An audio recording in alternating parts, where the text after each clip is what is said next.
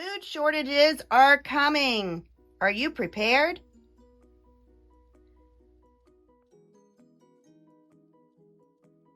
Hello, everybody. This is Deb from Just Do Something Homestead, and today we're going to talk about how to be prepared for food shortages. I don't know about you, but lately I have struggled to get a good night's sleep. I lay there at night and I think about everything that's going on, and I have this urgency not only to stock up for myself, but to help others learn how to stock up. In fact, I've been getting up at 4 o'clock every day and making videos on how to vacuum seal. I have preserved food my entire life. From the day I was born, I was raised in a family where we canned our food, we froze it, we always had food on hand. I was married in my early 20s, and the first thing we did was put in a garden.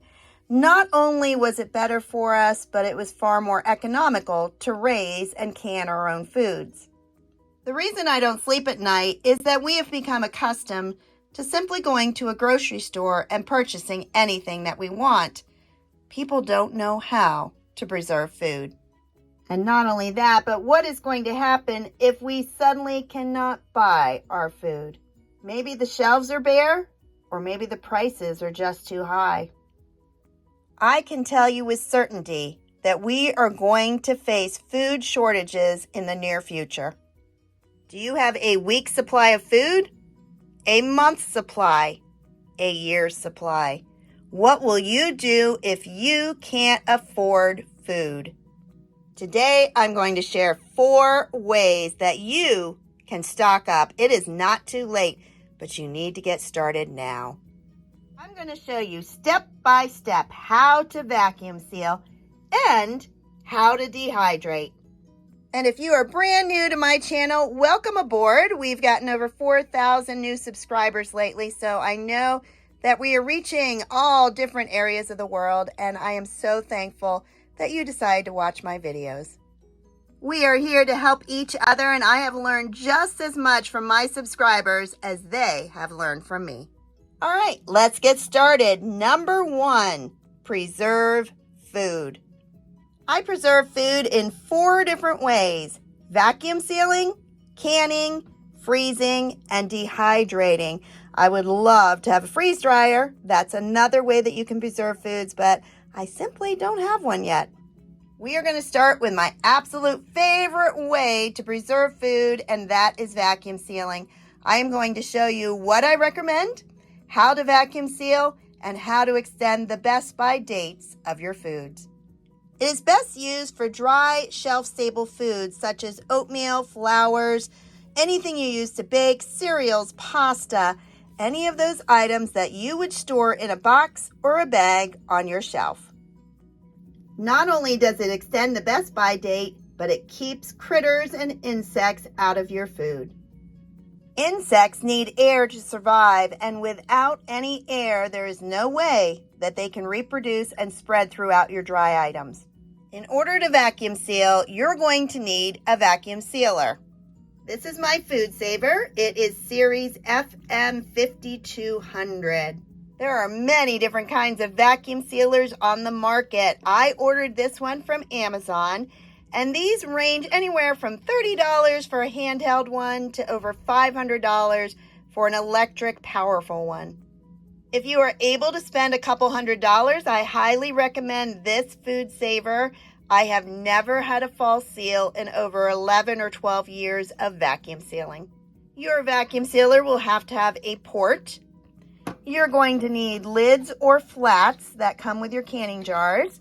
You're also going to want rings, and I store mine on this metal paper towel rack that I got from Dollar Tree. You can use any size canning jar. When you buy them, they will come with the jar, the ring, and the lid, and so that's something to consider.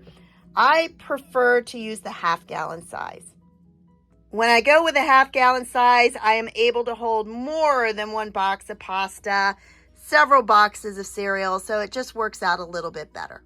A case of half-gallon canning jars costs a little over $16 at Walmart, and there are only 6 half-gallon in a case, where other sizes like quarts or pints have 12. A wide mouth funnel is handy because when you pour in your product, you're not going to spill it all over everything, but it's definitely not a necessity. Today I'm only going to be using a quart jar, and this is a wide mouth. Make sure that you wash them in hot soapy water and let them dry for at least a day. You don't want any moisture inside your canning jar. To vacuum seal, you're going to fill your jar. Once you think you have it all filled, you're going to rock it back and forth and thump it down, and you'll be surprised how much more room you have at the top. My oatmeal settled down another 2 or 3 inches, so now I'm going to add some more to it. Next, I just use my hand and I wipe off the rim of my jar and I put a flat on top. Now these flats can be used over and over again, so you'll see there's some writing on some old ones. It's fine as long as it seals, you know it's still good. I'm going to add the Food Saver Jar Sealer. Unfortunately, these do not come with your Food Saver, so I had to order them separately from Amazon. They were about $13.99 for a set of 2, and the 2 include the large mouth and also the regular mouth. Next, you're going to push the port into the top of that sealer. You're going to turn on your Food Saver power and then go over to accessory, and your Food Saver will shut off when it is completely sealed.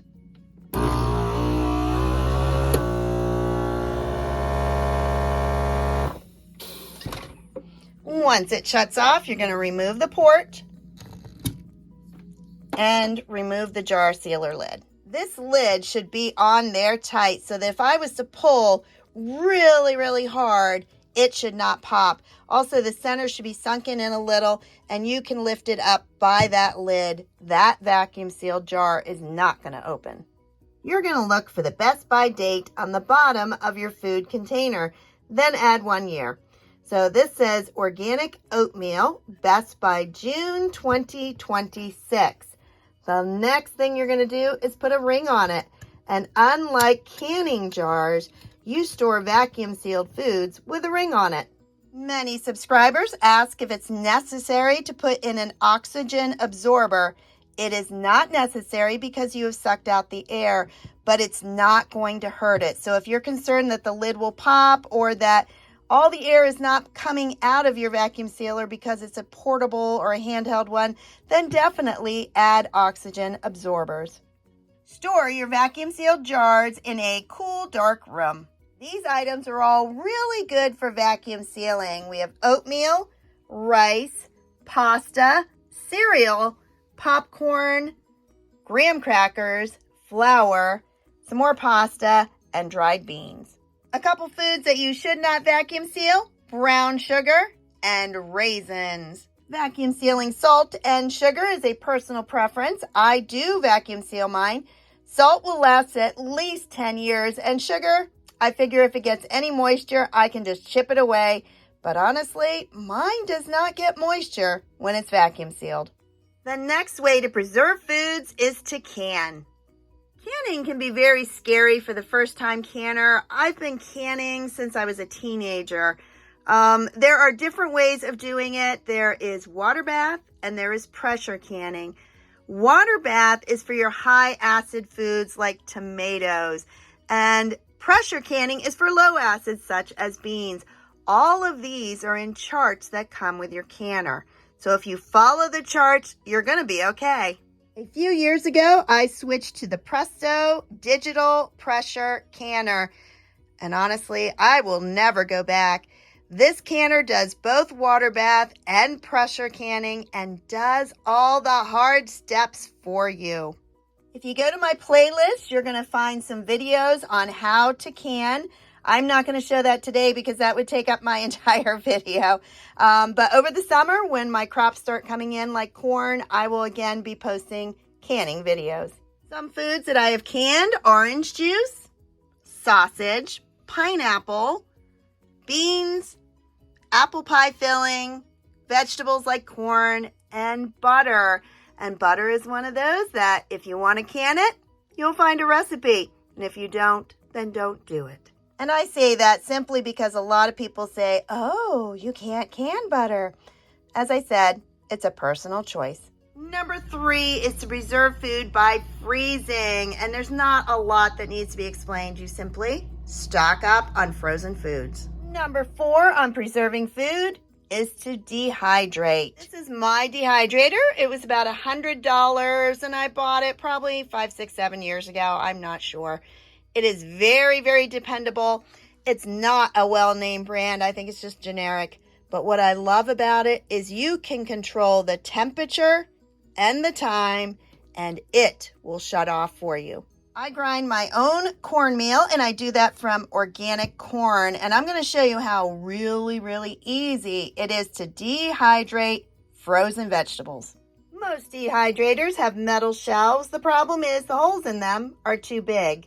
So I purchased these mesh covers that you put right on that tray when you're doing small things like corn or peas or herbs. These carries an organic brand of frozen corn, and that is what I use. Each tray will hold one of these bags. The bags sell for about $1.29 in my area. Just spread the entire bag of corn all over the tray and put it into your dehydrator. In just a few minutes, I filled up all 6 trays. Now I'm going to set the time and temperature. So I'm going to turn it on, and it automatically comes up to 10 hours. I don't need 10 hours. I'm going to put it at 6, and then temperature, it starts at 158. I'm going to lower that to 122. And when it is finished, it will shut off. Once they are dry, you can vacuum seal them. Add them to meals such as stews or soups, or with the corn, I can grind it for cornmeal.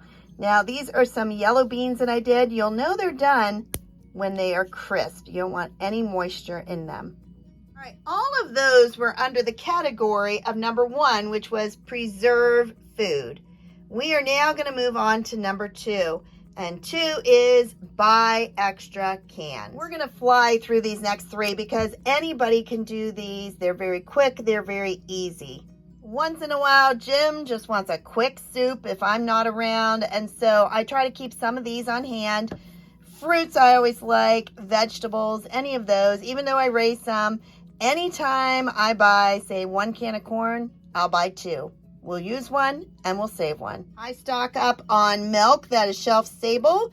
For the most part, I freeze my milk, but you have to consider what happens if you lose electric. So I want to have a couple of these milk on hand. And lastly, I stock up on peanut butter because honestly, I'm not raising peanuts and grinding my own. So peanut butter is something we eat a lot of, and it is easy to purchase and store. Number 3 is to purchase freeze-dried meals. All you need to do is add water to them. So you also need to store water. They are pretty pricey, but they are also guaranteed for decades. Best buy date on this one is June 2051. I like the ones that come in buckets, and this one includes 12 pouches. You have 4 beef stew, 2 breakfast skillets, 2 scrambled eggs with uncured bacon, and 4 rice and chicken. Another way to purchase these foods is in these large cans, and I was able to get these off of Amazon. The bottom one is spaghetti. Again, it is freeze-dried. You just add water. And then on the top, this is shelf-stable for up to 10 years. And as far as this brand, when you go on Amazon, look for the ones on sale. They often have sales prices. Another way to purchase freeze-dried meals is to look in the camping section of Walmart. These are both 2-serving meals. Same goes for 4 Patriots. You can order exactly the foods that your family eats. If you have no food whatsoever stocked up for your family, I highly recommend that you buy a tub of freeze-dried meals. This is the most expensive way to purchase meals for the future, but honestly, it is better than having nothing on your shelves. And the last way to stock up is to plant a garden. We are in growing zone 6B here in West Virginia, and every single evening I plant 1 flat of vegetable seeds. That is 72 seeds. At this point, it is super early in the season, so I am limited to mostly peppers, herbs, and a few tomatoes that I have started. You can buy a pepper plant from Walmart or Lowe's for about $5 for one plant. Or you can buy a pack of seeds for about $3 and have 35 to 50 plants. Many people say they don't have room to have a garden. If you have any outdoor space at all, you have room to start some plants, whether it's in a pot or a bag, a raised bed, or in ground. If you want to start a garden, you will find a way. Don't let the fear of the unknown stop you from learning a new skill that could feed your family for an entire year. If you enjoyed this video on how to stock up food for your family, please like, subscribe, and share. Have a blessed day, everybody. Bye-bye.